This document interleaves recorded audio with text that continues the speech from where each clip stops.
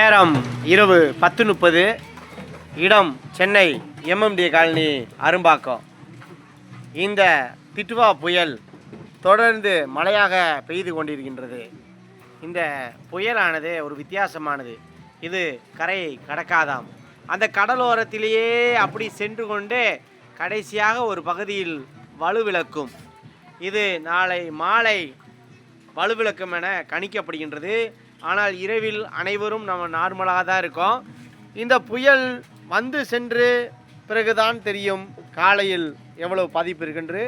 அனைவரும் இறைவனிடம் கேட்போம். எதுவுமே சுலபமாக அமைய வேண்டும் என்று அனைவருமே பிரார்த்திப்போம். அனைத்து மக்களும் நன்றாக வாழ, எந்த சிரமமின்றி இந்த மழையிலும் புயலிலும் எந்த பாதிப்புகளும் இல்லாமல் இருக்க அந்த எல்லா வல்ல இறைவன் அனைவருக்கும் அருள் புரிவானாக. தொடர்ந்து இருங்கள். உங்களுடன் நான்